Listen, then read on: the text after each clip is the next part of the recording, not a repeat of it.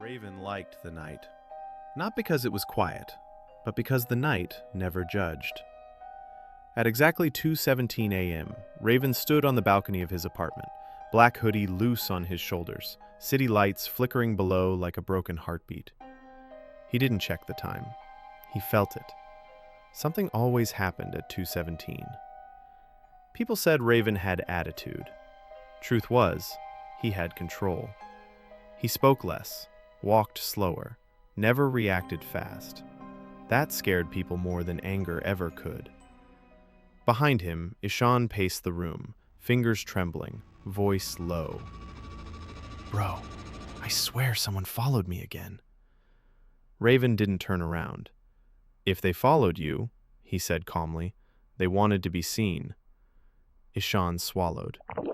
"You're too relaxed for this." Raven finally looked at him. His eyes weren't angry, they were empty. "Relaxation," he said, "is what comes after you stop being afraid of endings."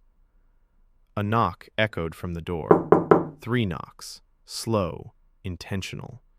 The watchman. Raven opened the door halfway. "You should not be awake tonight," the old man said, eyes fixed on Raven's face. Raven smirked. "Neither should you." The watchman leaned closer. "She's talking about you again, on the radio." Raven's smile faded. Mira. Every night at 2 a.m., her voice floated through the city, soft, hypnotic.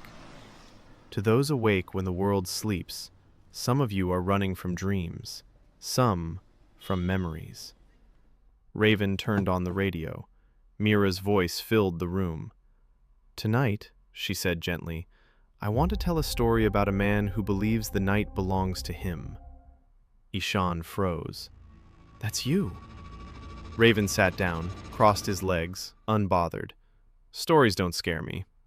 Mira continued. "He walks like nothing can touch him. He believes fear is for others. But what if the night remembers him, better than he remembers himself?" The lights flickered, once, twice, then steady again. Ishan whispered, "Bro, how does she know?" Raven stood up slowly. "Because," he said, "I let her." Flashback hit him like cold water. Years ago, another night, another 2:17 a.m., a different apartment, police lights, screaming, a body on the floor. Raven had been younger, angrier, careless. He didn't run that night. He watched. Mira had been there too, a journalist then, eyes sharp, recording everything. She never reported it. Instead, she made a deal. "I'll keep your secret," she had said, "if you listen." Back to the present. Mira's voice dropped lower. "The man thinks he escaped his past, but the truth is, the past has been living with him, inside him." Raven walked to the mirror. For a second, his reflection smiled before he did. Ishan screamed. Raven didn't flinch. "Calm down," he said, adjusting his hoodie. "That's just the night testing you." But deep inside, something cracked. Mira whispered through the radio, "Raven, you're not awake right now." Silence. Then, "You never were." The room felt heavier. The watchman's voice echoed from behind. "You died that night, son." Raven turned. The watchman was gone. So was Ishan. The apartment was empty. Only the mirror remained, and the reflection finally spoke.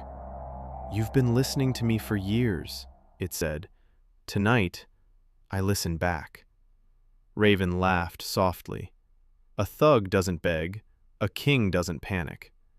"If this is a dream," Raven said, "then I decide how it ends." The reflection leaned closer. "Oh, this isn't the end." The clock blinked. 2:18 a.m. Mira's voice returned, calm and satisfied.